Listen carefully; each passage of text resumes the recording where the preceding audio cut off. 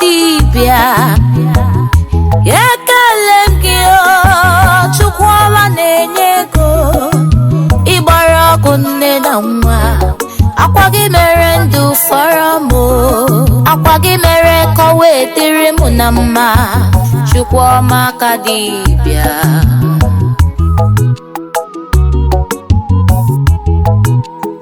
maka ndị nyere m abịara m ka nkele gị maka ego nyere m abịara m ka nkele gị nwa iji chọọ m mma Chukwu abịara m ka nkele gị dinki ji chọọ m mma Chukwu abịara m ka nkele gị ogologo ndị nyere m Chukwu abịara m ka nkele gị onye ga-emere m ihe na-eme onye ga-enye n'ụmụ nwa ị na-enye onye ga-enye n'ume gị na-enye Chukwuma dị mma ekele dịrị gị ọjịja mma dịrị gị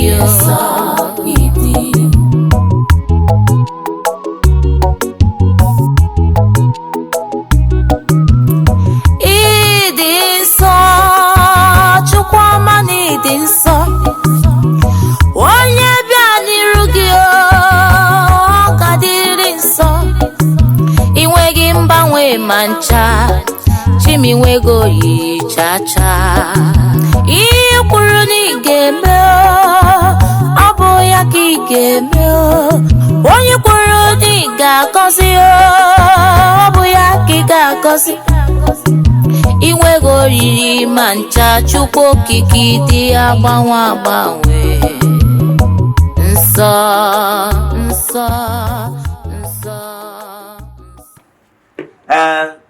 Good morning, viewers all over the world. Egwu ịnụ nkịta bụ egwu si na ngalaba na-afụ gbasara mgbasa ozi ọdịnala Igbo bụ Ugochi tubelu ọdịnala temple a na-akpọ Nkwa Group led by me. Ọ bụrụ na ị like ya bụ egwu, we have all the rights. Ọ bụrụ na ị like ya bụ egwu, jee na Audio Mark, iTunes and rest of them ka ị download ya bụ egwu. For those of you that are seeing me here for the first time, call me Ogbuefi Eze-Ana Ugochi tubelu Oraifite.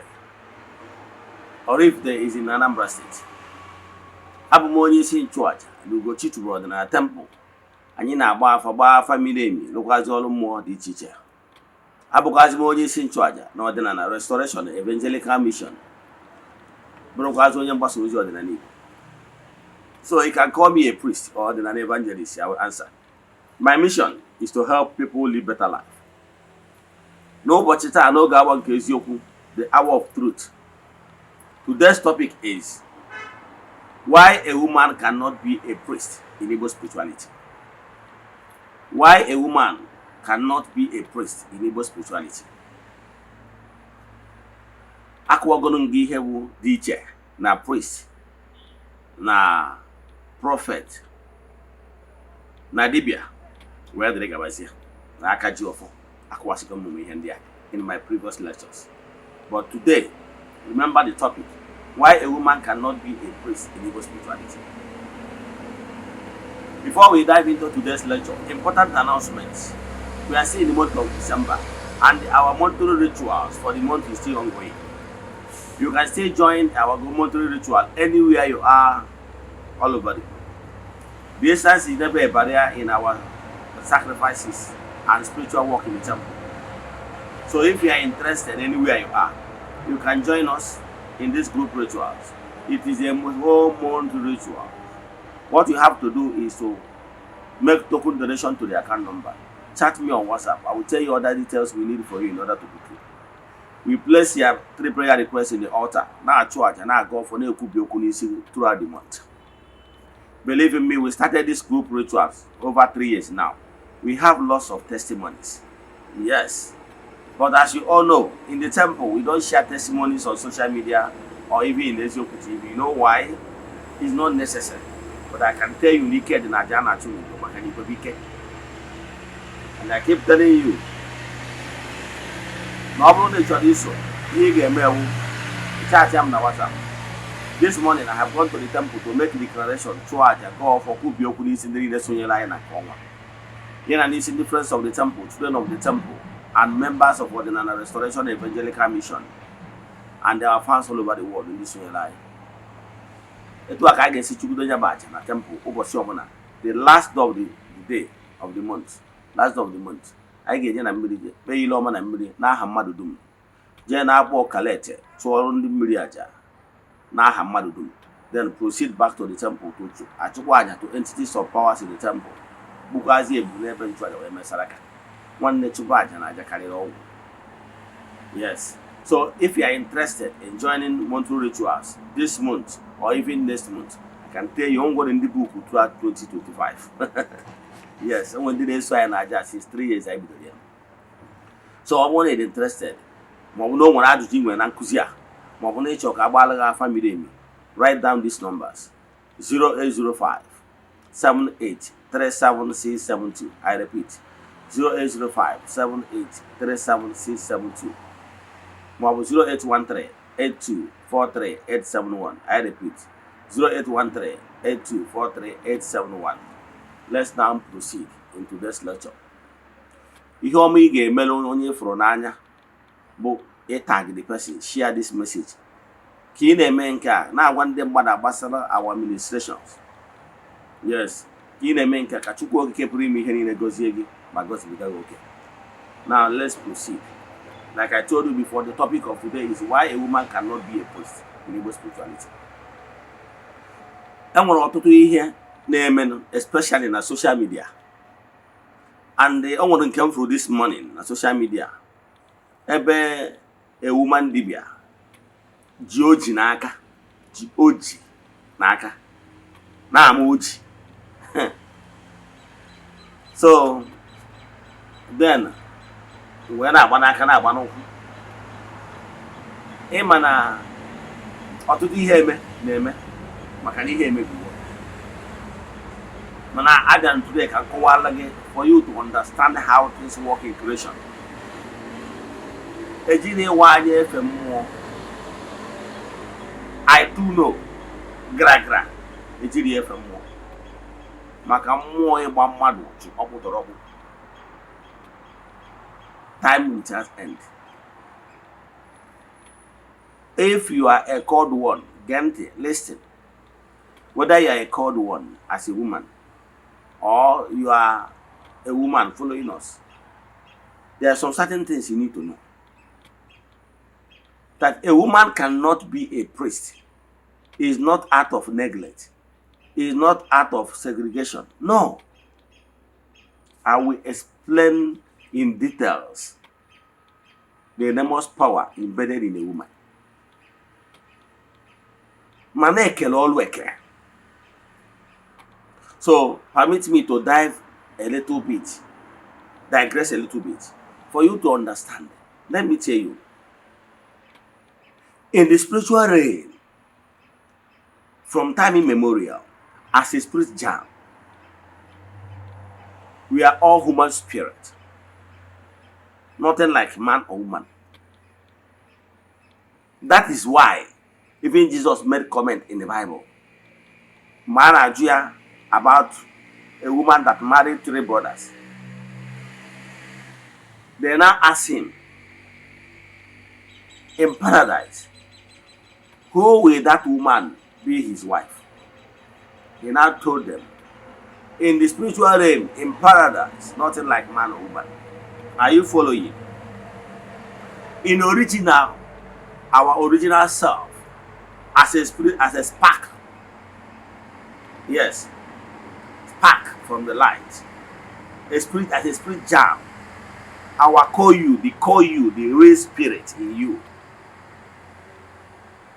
Then, from origin, we are all human spirit. Yes. But for the purpose of coming down here on earth, why coming here on earth in this gross material world? Because of the intentions we have what we intend to achieve in order to mature as human spirit. Remember, human spirit was given a free will to choose. Yes. So, on descending to this gross material world, if you choose to walk as coercive or passive, that is, you are intention out of your own free will decision. You have made up your mind that you want to walk being coercive in masculine dimension as a man. Your wish was permitted. Now, if you want to walk as passive as a woman, feminine, your wish is also granted. That you are coming down to this gross material to walk with strength as a man, or you are coming on earth to walk with the strength and power of a woman, and that your wish was granted. And all you will pass through, the strength, the gift to walk, and the strength and power was given to you based on what you choose as a man or as a woman.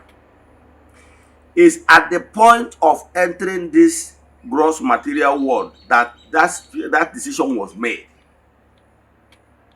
and their wish was granted to walk as a man or as a woman. And because of what you choose, the corresponding powers to walk as coercive as a man was given to you.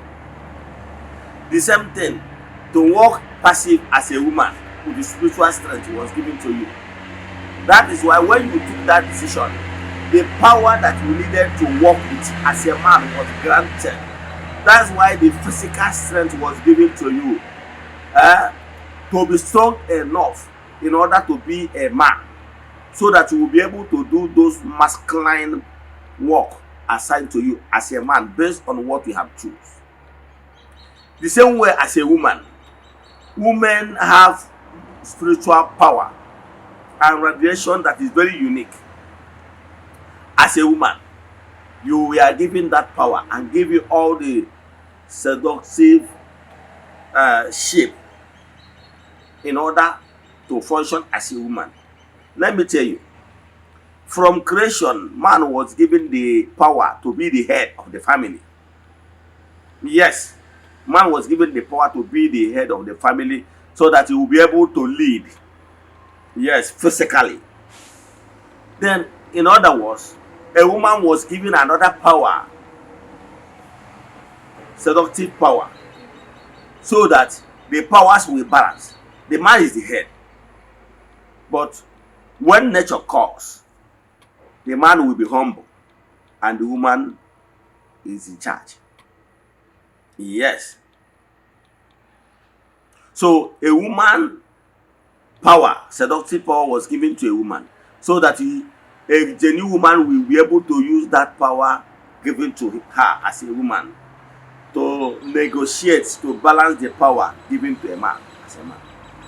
So women should pay attention and use that power given to them by nature. Then by so they will use it to negotiate with the man and the power will be balanced. That is how the creation wanted it. But in the world we are living today, we have so many distorted spirits that are originally feminine. Yes. But they want to be masculine. So those spirits, I call them distorted souls, because they are not here or there. So for them, they are a woman form, but they want to be a man. They want to be calling the shot. And that is the problem. And that is one of the reasons why many marriages collapse nowadays.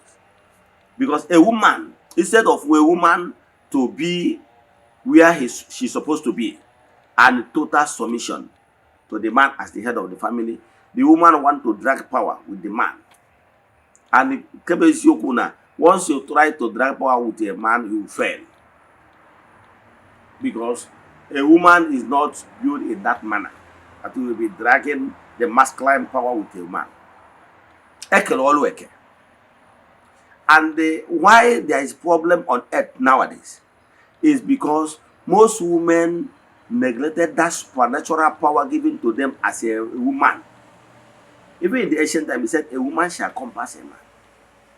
If a woman will be able to use that spiritual power given to them, you can see that a woman, as in now, that is a woman that is using the feminine power given to a woman. You will see at a point people will be saying that you are using charm because you already know his heart desires.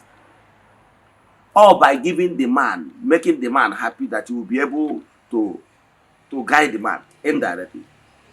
You will see that whenever the man wants to make real or certain decision, he would like to seek your opinion. And people will be saying that woman is leading the man. So that is what I want to tell you. But whenever you want to drag that power, with your husband equally, the marriage or relationship will crash.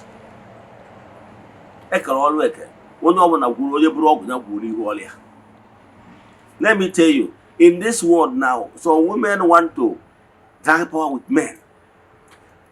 From this thing on social media today, everyone in emoji. That's who does that. But there are some of them, once a man does something, some women want to replicate it. Who mentored her? Who told you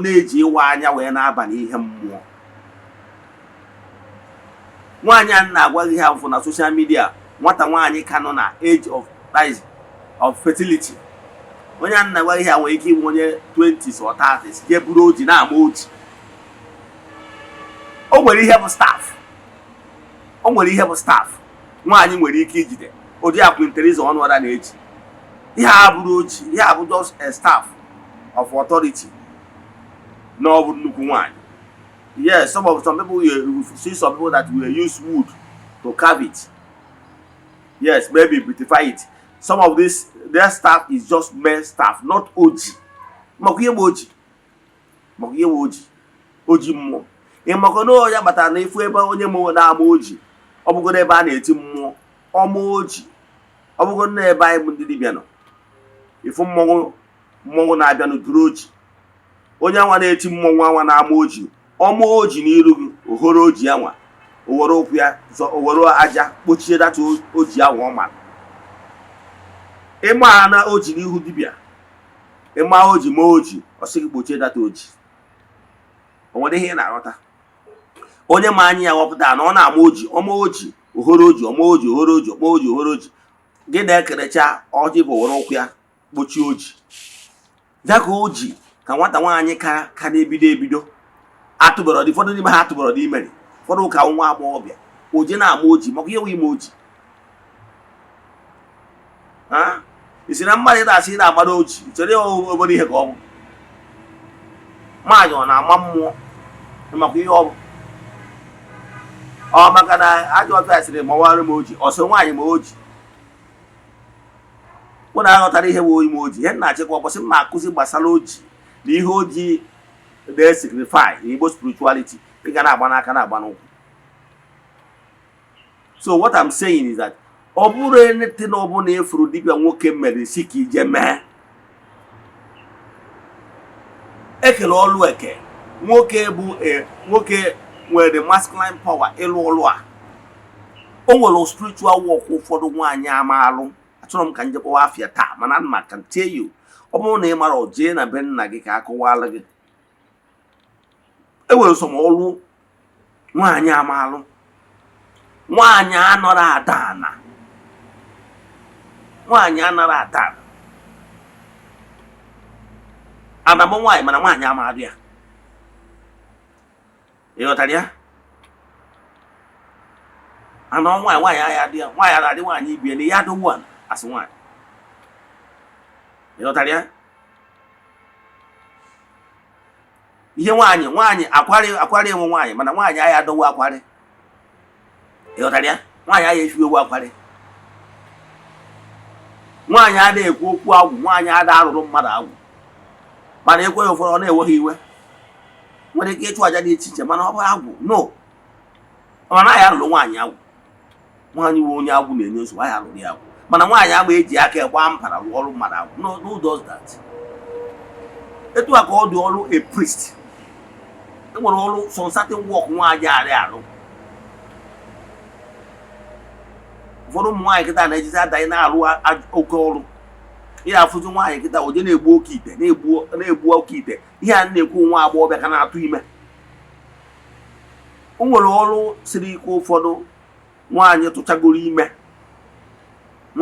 ime nwere ike ịlụ ka mma alụ ga-atụ ihe bụdị na mmụọ nwaanyị kacha alụ nke o nwere ihe a na-akpọ ichi ekwe na be anyị amara m ihe ụlọ na-akpụ ya ụmụ nwaanyị anyị ụmụ nwaanyị n'ọdụkwa ụmụ nwaanyị chiri ọzọ nwaanyị na-echi ọzọ mana nwaanyị a mana ọ bụrụ ọzọ ka a na-akpọ ya na-akpọ nke ha ekwe yes mana nwaanyị chiri ọzọ chiri data ekwe nwere ike ịbịa ebe ndị nze na ọzọ nọ ịghọtara ya so ha celebrate ya ịghọtara ya yes nwaanyị anwachiri ọdụ ụfọdụ na-akpọ ya ọdụ nwaanyị anwachiri danwe ihe na-abịa ebe ndị nwoke ụmụ nwoke nọ tụọ nzu maka na nwaanyị anwa abụrụ ozi ọdịnarị nwaanyị like that o chi ga-ekwe ịghọtara ya nke a nkụzi dịrị onwe ya iche for another day mana ihe m na-ekwu you see these young mothers dịka dọra age of ịmụ nwa ị na-ama oji makwa ihe oji m ọ bụrụ na ị na-eji ordinary staff of your choice nke a bụ ordinary staff but not oji otu ụbọchị m create time to kụwara ihe dị iche na staff na oji yes but what I'm telling you that today is talking about priest. A woman cannot be a priest. Oh, that is why if you ga n'okwu mmụọ niile dị n'ala Igbo mmụọ obodo dọrọ o nwere nwaanyị ga-abụ chief priest. Nwaanyị nwere ike ije na mmiri na-arụ ọrụ owu mmiri na-arụ ọrụ ndị ọgbanje ihe abụọ aja ka ị na-achụ ndị mmiri na-eyi uzu gị na-ezighị ozi ị na-arụ ọrụ ndị a fine and good mana ọ bụrụ chief priest. Forget ya na ihe Nollywood mere Nollywood bịa kpọta omenala anyị isi na ụfọdụ chene ya ome yes Nollywood bịara inwe ike ife na-afụ na Nollywood ife ebe nwaanyị bụ chief priest is not done in real life. O nwere ezigbo alụsị ọsọ ya bụgoro ogbugbo dị na be nna ya ogbugbo nwaanyị ọ bụrụ na nwaanyị bụ aka ji ọfụ ogbugbo na-enye ogbugbo nri n'obodo bịa bụrụkwa ụmụ young maidens aka na-afụ nsọ ha. Do you know why a woman cannot be a priest? And my bakantiwa ko Igbo suba. Angona ngona nkwụ na-abịa. Ka nkụwala gị. Igbo spirituality okwu mmụọ dị iche iche nwaanyị ama bụ a priest. Bụ nwaanyị a priest is just a mediator. Nwaanyị can be a dibia. Mana agwara ngeda Igbo spirituality ranking. Agwara ngeda those between the dibia, the prophet, that is onye amụma. Na ndị na-akụ amụma. Aka ji ọfọ na priest wu ndị nọ na the top. Yes, priest wu the mediator between Chukwu na mmadụ. Priest bụ onye bụ ji a priest can do many work including some dibia work. Mana onye wu born dibia cannot be a priest. O si na akara ihe akpọrọ onye bụ. Get it? A priest nwere nnukwu ọrụ dị na ya. Nwee nsọ a na spirit na-asọ ọnyanwa bụ mgbe gburugboo mgbe ezi dị n'okwu ụkwa. The ancient laws even when Catholics do during the Vatican I the Latin Mass during the Vatican I mgbe ndị fada na-eche altar iru ọsị Dominus Vobiscum ọchị ikwu elu ofesie ndị ụka Dominus Vobiscum onye nwaanyị nọnyere ụlọ ofesi gwa the altar ma na-agbakudo ndị ụka azụ a na-asụ Latin Mass. Na ancient time mgbe ndị nchụaja priest na-anọ na ebe a na-akpọ Holy of Holies na the tabernacle the priest a na-amanye ya ụdọ n'ukwu o ji achụ aja. Ọnya kpatara na the modern Catholic faith, a priest be ịchụ aja na agba ọhụrụ a, ị ga-afụ ụdọ fada na-eke n'ukwu a na-akpa isi nchọ. Onye ọbụla bụ Catholic n'ụma saba ya akọwara m eje seminary ana m achọ ịkọwara gị those ogbu a ihe niile anwa ndị fada na-egbu bụ bishọp na-egbu nwere ihe o miniri. Mmadụ igbe priest abụrụ onye chọọ na okpu a bishọp goro egbu ka a na-akpọ maita. Enwere data obere ogbu ọ na-egbu a na-akpọ skull cap. Yes, then nke a fara na-eyikwasa nnukwu merie a priest bụ chasibụ onye ma abụ nke ọ na-awụ oyicha Sudan oyikwasa nke ogologo ahụ zipụ na-etokwa ogologo. Enwere si nchọ o mechie etu ogologo onwe etu a efu na oyibi stone ye yikwasa stone ye o were si nchọ anwa kee ya etu a dọchi obere ụda anwa. Ụda a represent ụda a na-amanye the ancient priest n'ukwu.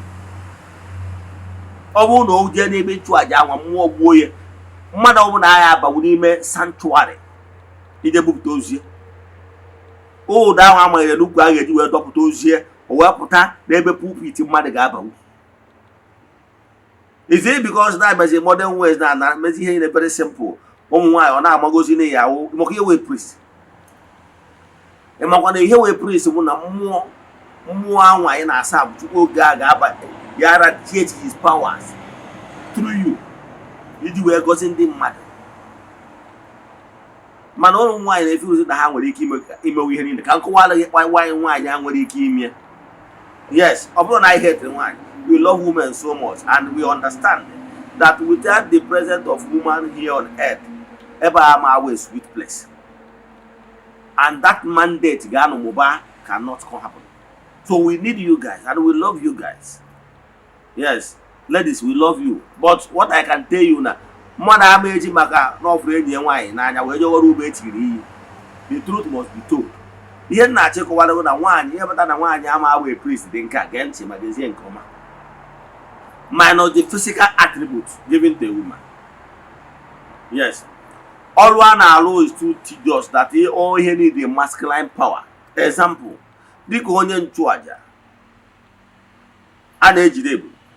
Ịmụrụ na o nwere ebe a na-achụ aja na okwu mmụọ a na-achụ aja n'idiri na ị ga-eji aka gị buru ebu wee je gbuo n'okwu mmụọ anwa bupụtazie ya ebe sabantị gị ga-eke iburuzi wee pụọ. Ịmụrụ na o nwere the inner chamber another person ama aba na abụrụ sọ gụnwa priest. Ọ dị nwere idea? Yes. O nwere okwu arụsị ị ga-eji ifu etu esi wee barricade ya. Enwere ebe onye bịara ya ayọ ya kwụsịdebe nwee the innermost chamber ọ bụ sọ aka ji the priest nọ dị ya ga-abanwu. Egbuzie dị ya n'ebe anwa ebupụta ya n'ebe ndị ọzọ. Ọgwụgworo na mmadụ ga-ejidere ya aka maybe na nyanwa ya ebu ya na mmadụ ga-ejidere ya aka ifu na onye a jidere aka ga na outside no the priest na onu anụ a chọrọ ibu ihe ga-abata n'ime ka the blood wee baa n'ime. Nwere ihe na-aghọta. So etu a nnọkịta ọ na-awụ jiri aka mgbu ebu na-ebupụta m ya. Is it igbu ebu ịchọrọ ihe nwaanyị ga na-eme? Enyere nwaanyị the masculine strength ị na-ebu those animal heavy animals. You cannot do it. Chukwu oge ma ihe ndị ga-abụ ọ ma na nwoke ga-alụ those masculine. Ọ ya ka nwaanyị nwoke ji wee dị coercive nature.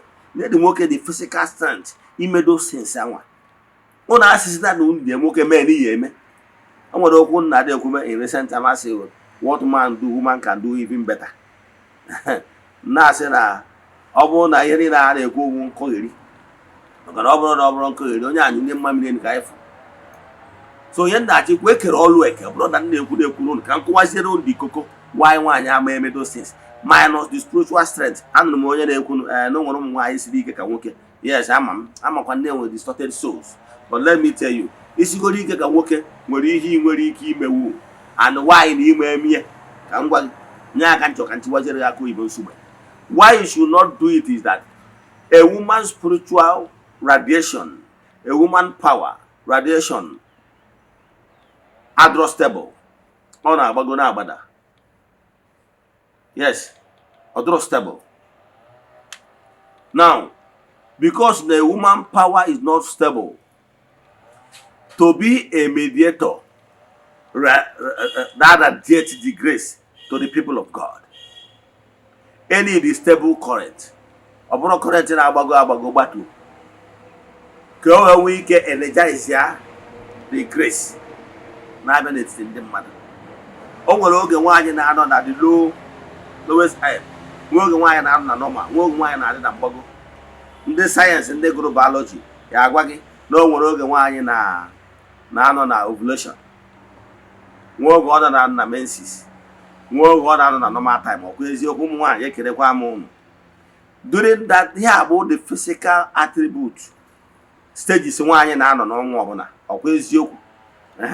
Mana ana m achọ ịgwa gị etu a the physical attribute na o nwere oge nwaanyị ji eyi akwa. Yes, nwe oge nwaanyị ji enwe menstruation, nwekwa oge nkịtị n'oge nwaanyị. Etu anwa ka stages vibration nwaanyị si aga at that particular time. Vibration nwaanyị na-enye mgbe ọ nọ na ovulation abụrụ vibration ọ na-enye mgbe ọ nọ na nsọ ọ na-eyi akwa. Ọ bụrụ same vibration ọ na-enye mgbe ọ nọ n'oge nkịtị. So the radiation the woman gives differ from this particular 3 stages ọ na-afụ n'ọnwa ọbụla. Ịghọtara ya? So but ihe niile ọ bụrụ na abịa na ngwere electricity current na-abịa na be gị na-enwe mgbe ụfọdụ dị low, mgbe ụfọdụ dị normal, mgbe ụfọdụ dị over current, my brother, electrical appliances nọ na be gị nọ in danger. Are you following? It's not giving the normal 10 any the stable current in order to harmonize all the spiritual strength. Okwu mmụọ na-abata nwere other entities of powers. Ya udo dị amadi ọha na ndị ụmụ mmụọ niile ndị ha na-arụkọ ọrụ. So you need the stable current in order to harmonize all of them. Not on card low, card high. So it's not proper. It's not one of the reasons why to work get work all work. You face yellow domestic work, home front. Yes, why the worker oga? You mean oga mean? Oga na agata something up outside or just gata ihe gabata n'ezinụlọ. You know that? But that's our story of Adam and Eve. Adam na wapụta ụtụtụ. Ọ sị Adam, before you nweta ihe ị ga-eri na ị ga-emetụ a, you go to work. Wee sị nwaanyị maka ihe ihe ime na ị ga-enweta nwee mgbe ị ga-adị ime mmụọ nwa. So onye ọbụla nwere ọrịa. Ọrụ ọga ịhaji onwe kere ebe Adam gaba mgbe snake nwa bịara ogwo if Adam gara n'ihu ọrịa ịgagata ihe wee gabata n'ezinụlọ ya. Ị na-aghọta? So nwoke ekere ọrụ eke from time immemorial. Ọ na-ajọmpụzi na duto anya nwaanyị na-awazi anya kịta nwaanyị na-ejekwuzi akwụkwọ nwee PhD ruo prọfesọ. Yes, ọ dịzie ọ bụrụ na ihe niile ọ bụrụ na ihe mmụọ ka eji ịgba ahụ eme. Yes. So nke ọzọ dị wụ Koko chọrọ ịkọwara kpatara nwaanyị ama arụ ya bụ na aja anyị na-achụ na Igbo spirituality bụ aja ihe mmee. A sacrifice of the blood. Ọ mmụọ ka a na-agbasara ọbara. Gị nwa bịara ịchụrụ mmụọ aja na-abata ka e bụrụ chief priest. Ị na-agba ọbara, you are bleeding. Or your own blood ka ị chọrọ sacrifice mmụọ. Ị na-agba ọbara, ọbara na-apụghị n'ahụ. At that particular time, ị na-agba ọbara. The same way anụmanụ a na-egburu mmụọ ọbara ka a na-egbusara ya. So at that point in time, ọbara na-apụghị n'ahụ. I kwesịrị ka ịba ka ị ghara ikonye onwe gị n'ihe iyi ebu. Ka gị nwa na onwe gị ghara ịbụ akpụ nkọrọ bịara nnapụ gbugara.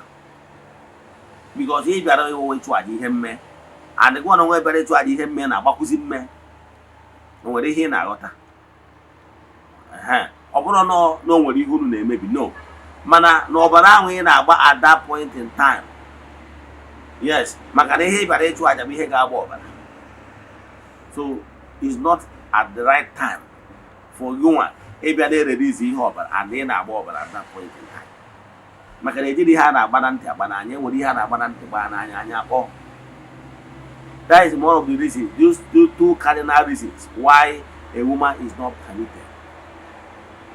The one that the spiritual, the strength, physical strength to perform those hectic jobs of ide eme nka na-eme nka na-eme nka n'ukwu It's not like that.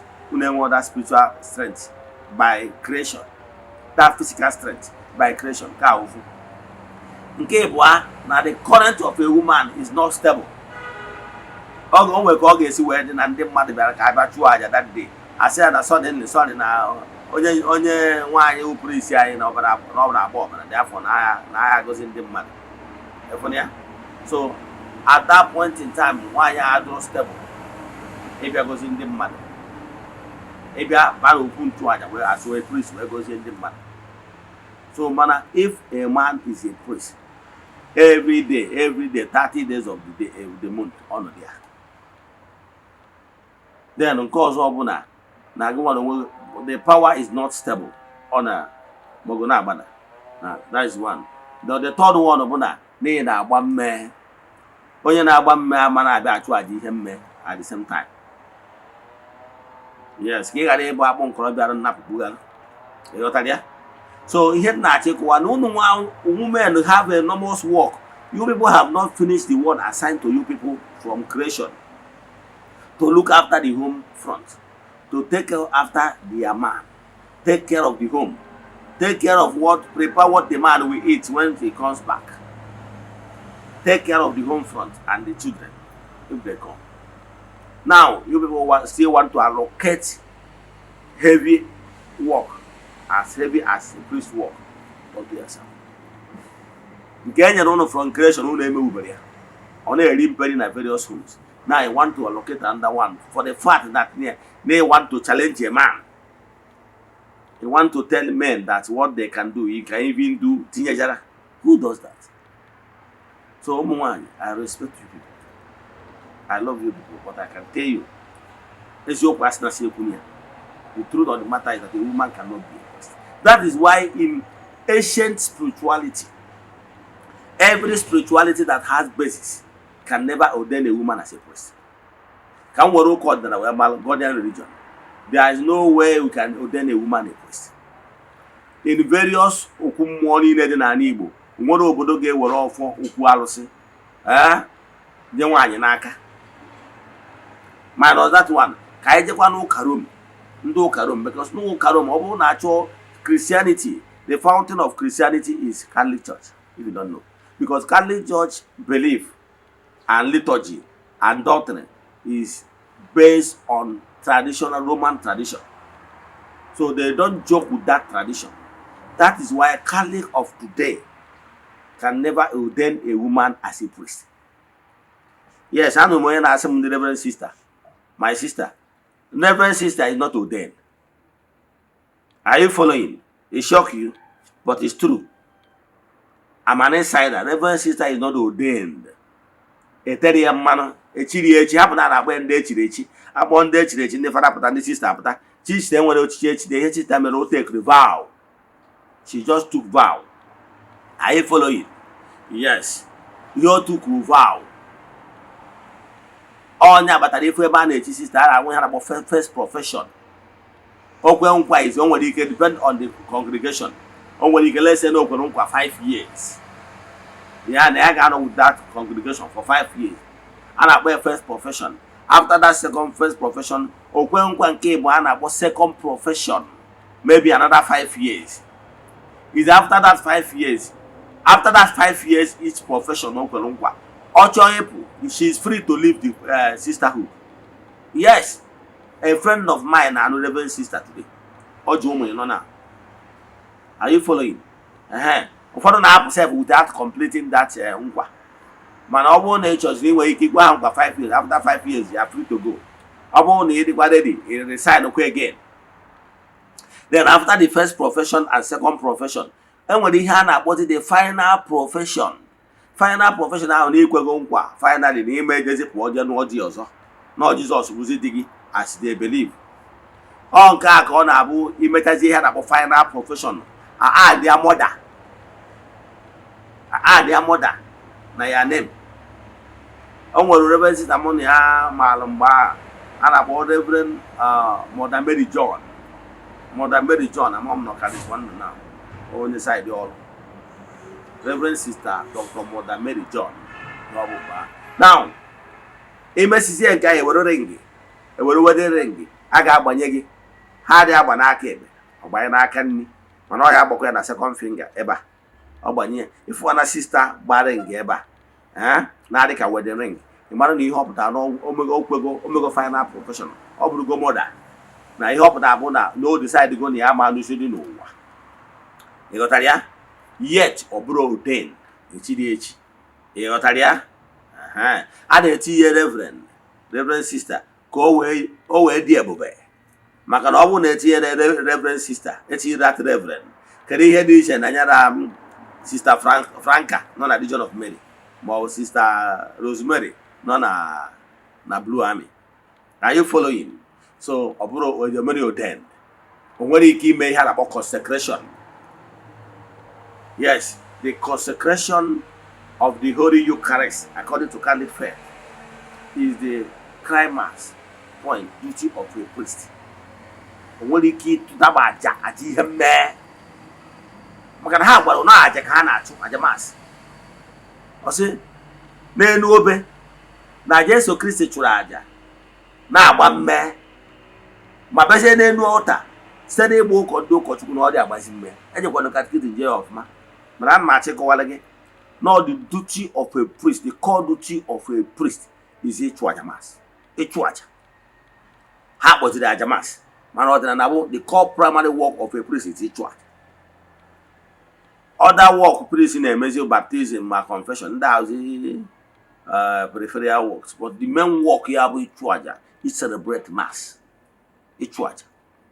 So the primary work of a priest in Igbo spirituality bụ ịchụ aja to that higher entity altar ọnọdụ ya. So ụmụ nwaanyị ekelekwa m but bless, I will advise you guys to limit your work to those work of supportive to the man. Those work assigned to you guys, and they shall be well with you guys. Ka m kwụsị ebe a ọ bụrụ na ị nwee ajụjụ na nkụzi a ị nụrụ taa bụ why a woman cannot be a priest, chat me on WhatsApp.